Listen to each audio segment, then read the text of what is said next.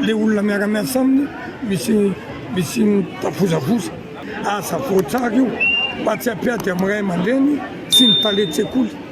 sy ny mpampianatra hoe inona le vola tsy aloha dia inona le aloha so dia tokony aloha fanjakandro ampitombo irangano ny tetobolana io ataovy mihoatra betsaka tokony anohony any sasany.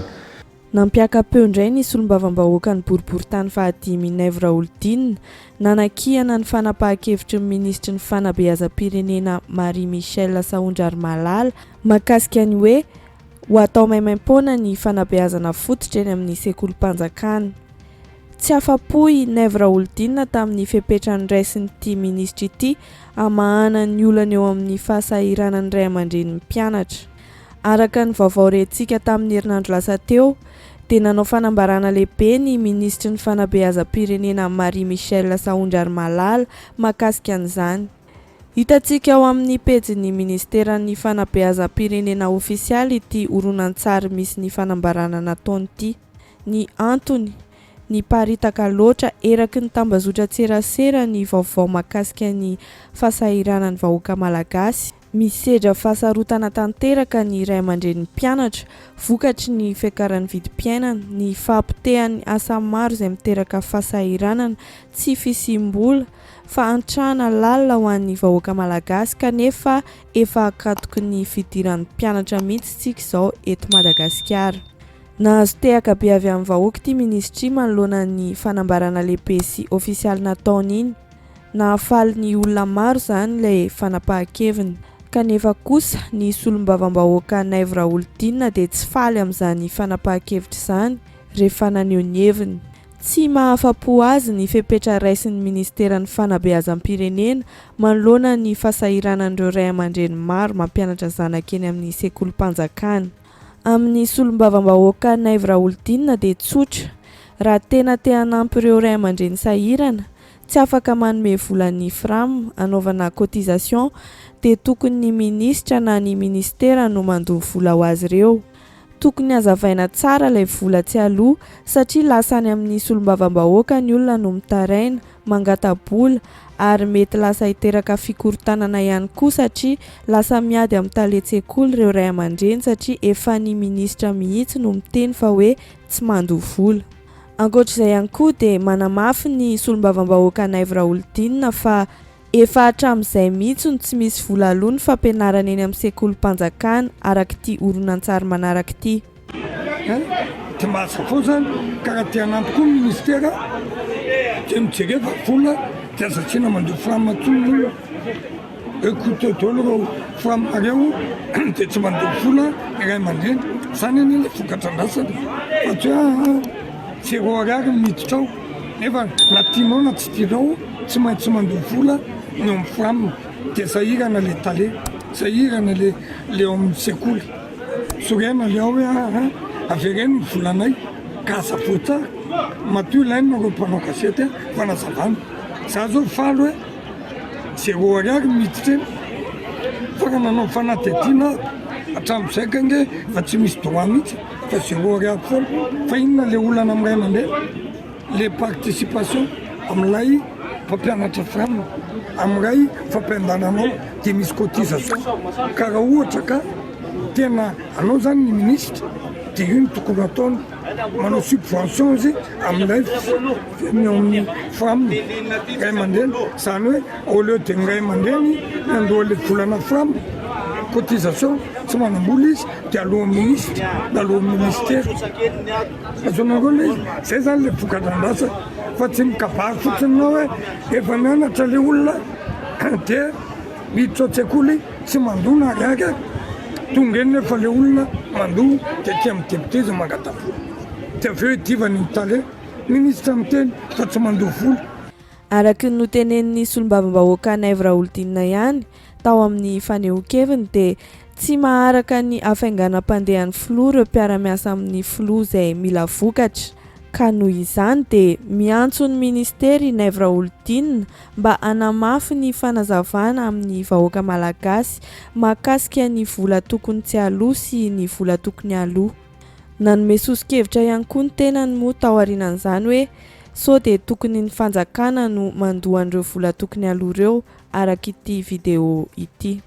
Tsy mitsikera azy satria miasa mafy izy,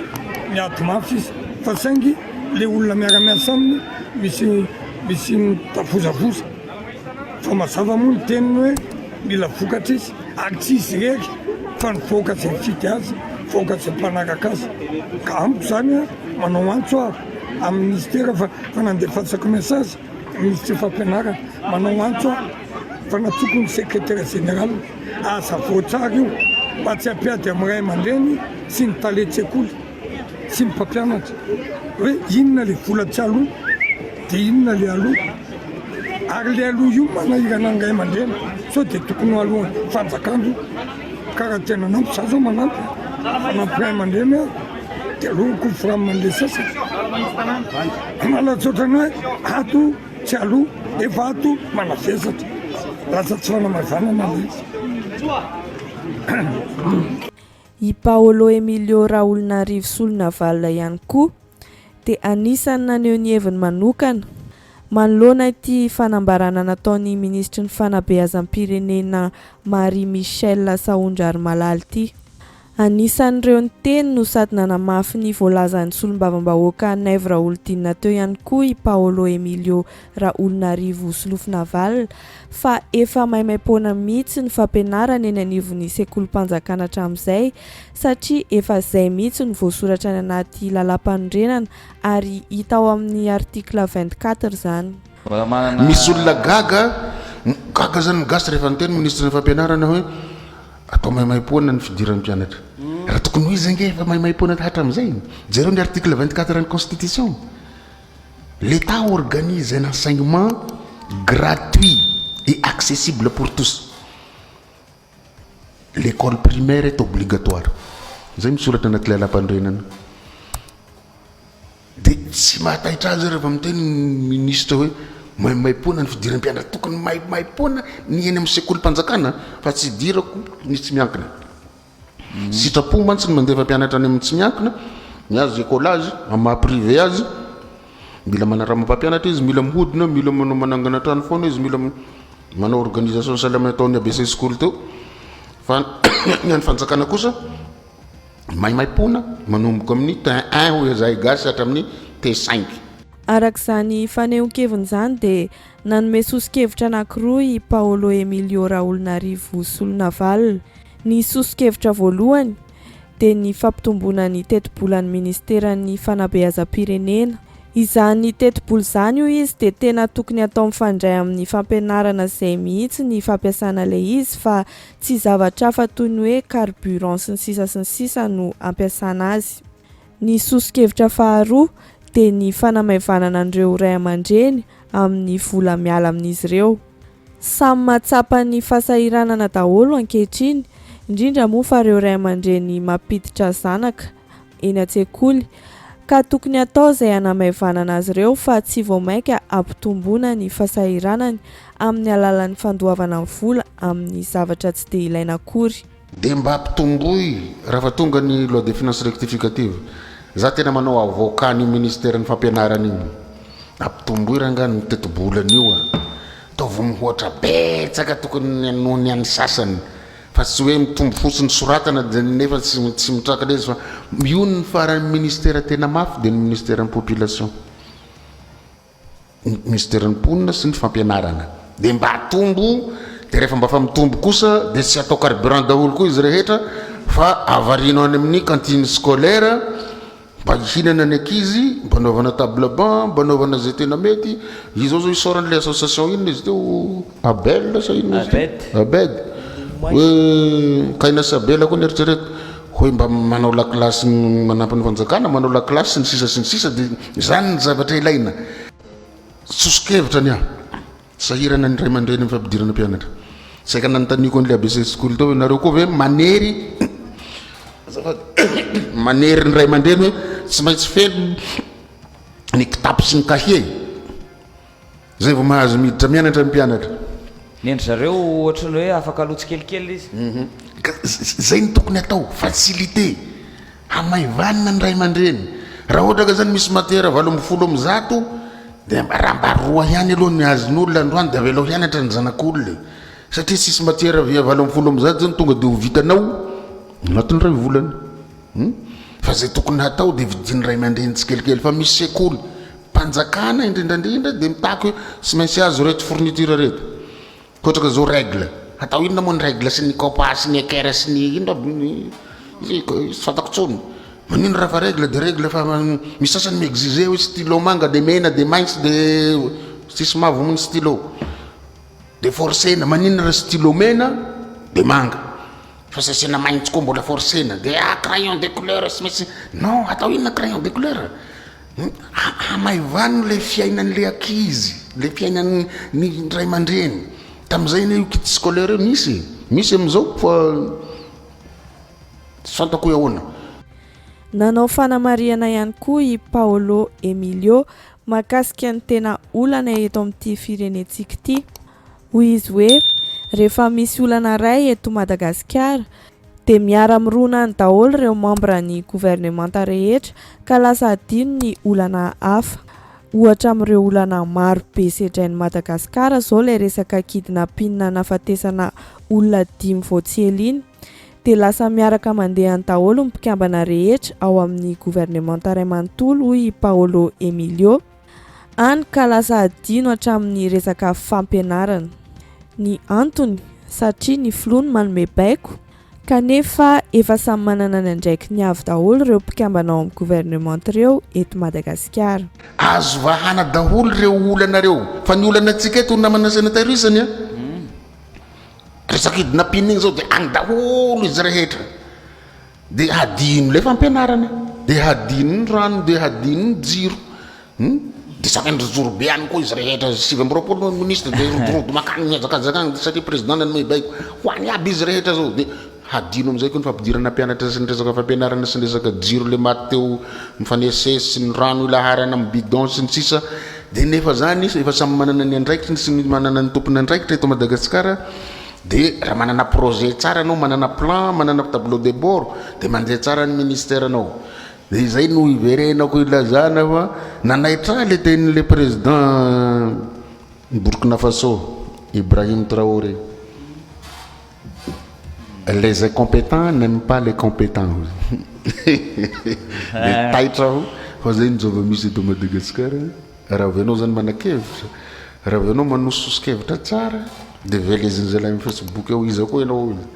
dia marobe ny compte fako mitsiry zany tonga dia vaovao sy ny sisa dia zay aho vao tonga saina hoe zay olona tokony hamiratra sy elita zany ampanginina ny vavany sy tapenana ny orony sy ny sofiny mba tsy hiteny. Tsy Naivo Raholdina na i Paolo Emilio Raholinarivo solona Valarery ihany anefa no tsy faly amin'ny fanambarana nataon'ity ministry ny fanabeazam-pirenena Marie Michelle Saondra Malala ity fa mbola misy maromaro tsy faly efa naneho ny heviny tany aloha tany satria dia fampanantenana pôkaty tanteraka ity ataon'ny ministry ny fanabeazam-pirenena Marie Michelle Saondra Malala ity fandrebirebena saim-bahoaka fotsiny ihany fa tsy misy zava-baovao akory no sady tsy mitombona. Zavatra efa naverimberina, efa nolazaina foana, efa nampanantenaina kanefa tsy tanteraka hatramin'izao no averina anodikodinana saim-bahoaka. Naneho ny heviny manokana irary voatra Claude mpitarika fikambanan'ny mpampianatra sy mpanabe. Diso fanantenana tanteraka izy raha ny andro vaovao sy fanambarana nataon'ny ministry ny fampianarana na ministry ny fanabeazam-pirenena omaly satria zao nanantena ho isy vaovao tsara ho an'ny mpianatra, isy vaovao tsara ho an'ny mpampianatra mpanabe. Kinanjo nefa tsy nisy vaovao navoakany ministry ny fampianarana. Etisa zany fa Marie Michelle Saondra Malala mbola teo ihany no navadibadika, mbola fampanantenana pôkaty ihany no naverina nakana fony vahoaka tamin'ity indray mitoraka ity. Sady raha teo efa niresaka n'ity fampidirana mpianatra maimaimpona amin'ny sekolim-panjakana ity filoham-pirenena Andry Rajoelina volana vitsivitsy lasa zay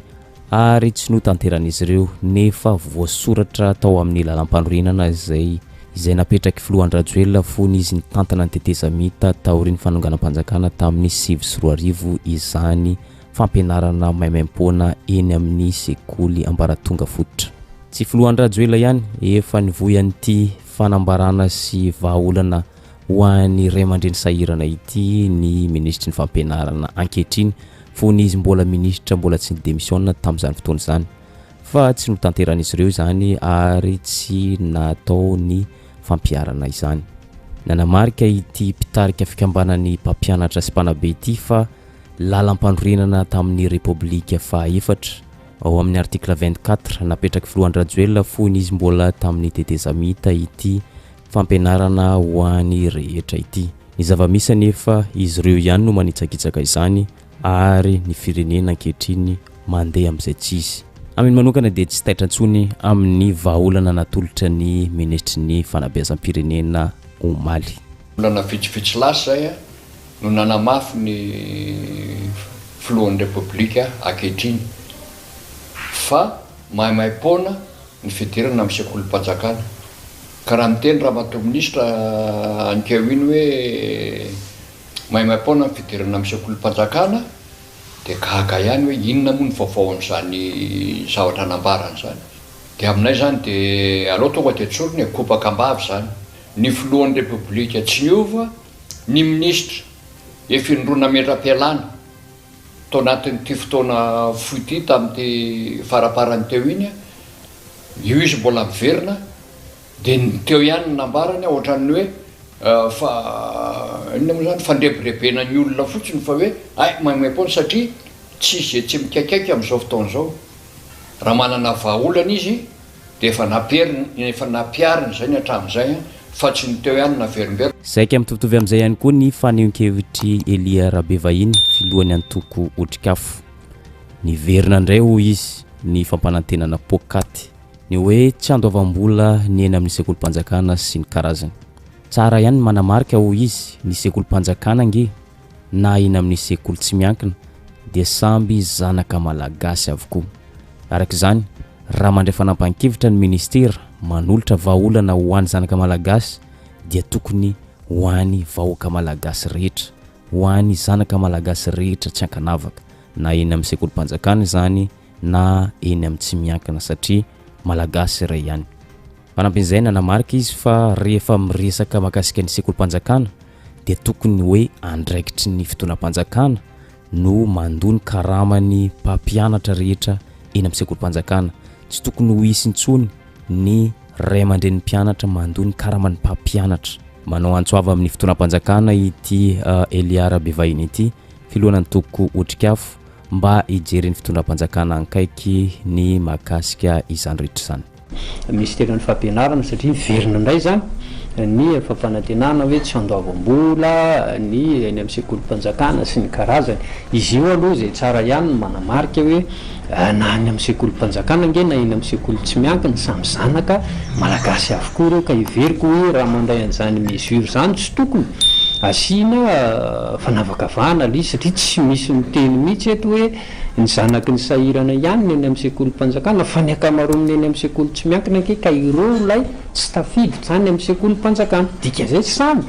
sahirana avokoa anatin'izay zany ka rehefa mandray fepetra oza dia tokony fepetra mahakasika ny rehetrarehetra etsy ankilany koa moa zany le izy resahana le tsy fandoavam-bola nefa mbola mandoa vola ihany nge ny ray aman-dren'ny mpianatra amin'ny alalan'ny droit sy isan-karazany ao anatin'ilay fampidirana ny mpianatra amin'izao fotoana izao zay tena hoe mampikaikaiky ny ray aman-dreny zay mampianatra zanaka amin'izao fotoana izao ka ozy hoe isika mieritreritra ny ampandroso firenena nefa ny fanabeazana ary izany no anaovana azy verina hoe tena antoko ny fampandrosoana ny firenena dia resahana indray le izy rehefa avy hoe tsy droit reny fa ilay ho an'ny ilay atao hoe mpampianatra fram zany diplôzy ihany hoe na droit io na ho an'ny karaman'ny mpampianatra io vola miala aposy ny ray aman-dreny avokoa zany rehefa miresaka nefa sekolim-panjakana aloha dia tokony hoe andraikitra sy adidiny fanjakana aloha zany ka tsy tokony tena hoe ny ray aman-dreny indray no iantoka ny karaman'ny mpampianatra ka raha tsy manana le ray aman-dreny antohana n'ilay mpampianatra fram zay mbola adihevitra hafa mihitsy ny mahakasika an'ilay fram io zao hoe rehefa jerenao zany amin'ny akapobeany dia tsy misy ininona mihitsy antenainy amin'izao fitondram-panjakana zao fampandrosoana ny firenena. Tsy dia taitra ihany koa i Rakoto Arso Victoire James secrétaire national ny CES national raha ny politika nge ho izy efa tany tamin'ny taonjato faharoapolo efa nirisoana ny politika hoe fampianarana ho an'ny rehetra dia raha miteny isika hoe ny tombony ponina ny lojika dia tokony mitombo ihany koa ny mpianatra miditra an-tsekoly fa tsy izay ny zava-misy ankehitriny raha ny zava-misy ankehitriny amin'izao fahasairana ny vahoaka fijaliany vahoaka sy fahantrany vahoaka izao dia tokony amafisy fitondram-panjakana ny fianarana maimaimpona ho an'ny rehetra fa indrindra eny amin'ny ambaratonga fototra eny amin'ny EPP, CEG sy ny lycée satria mazava ho azy fa zo fototra ho an'ny ankizy rehetra na mantra na manan-karena ny mianatra mahazo fampianarana ara-dalàna mahazo fanabeazana araka ny tokony ho izy mampalahelo ny toejava-misy ankehitriny ho izy satria ataon'ny ministera ny fampianarana ho fitadiavam-bola ny ministera izay sahaniny ka eto dia amafisina fa tokony amafisiny fitondram-panjakana ny fampianarana ho an'ny rehetra fanabeazana ho an'ny rehetra ary maimaim-pona raha ny politika ny tany amin'ny famaraparanana ny taonjato faharoapolo ny efa nirosona ny atao hoe politika ny hoe fampianarana ho an'ny rehetra dia raha mitentsika hoe mitombo mimponina ny lojika indrindra dia tokony mitombo ihany koa ny mpianatra miditra ny amin'ny sehatra ny fampianarana satria misy fepetrany io misy lalàna ihany ary satria raha miresaka fotsiny mifototra amin'ny atao hoe zon'ny ankizy ny zo fototra mahaolona dia zo fototry ny ankizy rehefa feon'ny taona izy ny misitraka fampianarana sy fanabeazana ary fampianarana sy fanabeazana tsara kalitao maimaim-pona raha mbola atao olona mpitady vola ny atao tompona andraikitra le fanabeazana dia lasa fitaovana fitadiavam-bola ny fanabeazana eto amintsika zay mahatonga an'izy hoe mifototra amina tetikasa na projet dia izay misy ny vola ihany no azakazahana na mety na tsy mety amin'ilay zanaka malagasy na mety na tsy mety amin'ilay fiarahamonina malagasy any misy ny vola aloha dia aleo alefa makan'ilay rafim-pampianarana izay ny videontsika misaotra antsika rehetra nijeratra amin'ny farany dia aza tiany misabone sy manao j'aime ny video dia amin'ny manaraka indray